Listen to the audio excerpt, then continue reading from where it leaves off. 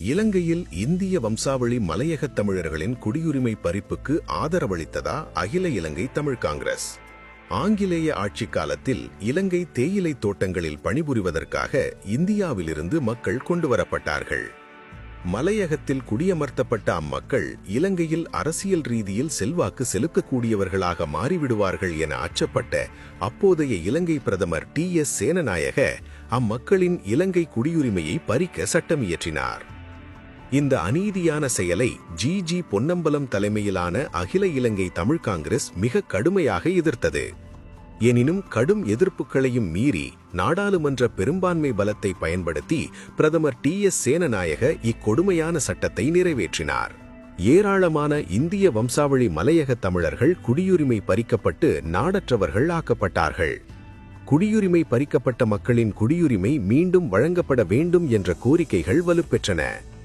அப்போதைய இந்திய பிரதமர் ஜவஹர்லால் நேரு மிக அழுத்தம் கொடுத்தமையால் இந்திய பாகிஸ்தானிய குடியுரிமை சட்ட மூலத்தை இலங்கையில் அறிமுகப்படுத்தி அதன் கீழ் மிக கடுமையான விதிகளின் கீழ் குடியுரிமை பறிக்கப்பட்ட மக்கள் மீண்டும் குடியுரிமைக்கு விண்ணப்பிக்க வழி செய்யப்பட்டது.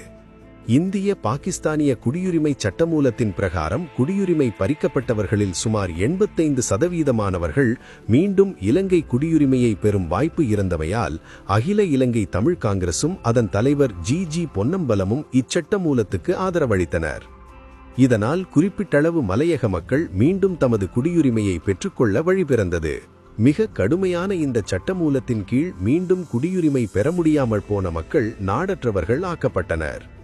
பின்னதாக இலங்கை பிரதமர் சிறிமாவோ பண்டாரநாயக, இந்திய பிரதமர் லால் பகதூர் சாஸ்திரி ஆகியோரிடையே எட்டப்பட்ட சிறிமா சாஸ்திரி ஒப்பந்தத்தின் கீழ் நாடற்றவர்களாக ஆக்கப்பட்ட மலையக தமிழர்கள் இந்தியா திரும்ப ஏற்பாடு செய்யப்பட்டது. இந்திய பாகிஸ்தானிய குடியுரிமை சட்டமூலத்தின் பிரகாரம் குடியுரிமையை மீண்டும் பெற்றவர்கள் இலங்கையர்களாகினர். இந்திய பாகிஸ்தானிய குடியுரிமை சட்டமூலத்தின் பிரகாரம் குடியுரிமை பறிக்கப்பட்டவர்களில் சுமார் 85% மீண்டும் இலங்கை குடியுரிமையை பெறும் வாய்ப்பு இருந்தமையால் அகில இலங்கை தமிழ் காங்கிரசும் அதன் தலைவர் GG பொன்னம்பலமும் இச்சட்டமூலத்துக்கு ஆதரவளித்தமையால் குறிப்பிட்டளவு மலையக மக்கள் மீண்டும் தமது குடியுரிமையை பெற்றுக்கொண்டமையை வரலாறு பதிவு செய்து கொண்டுள்ளது.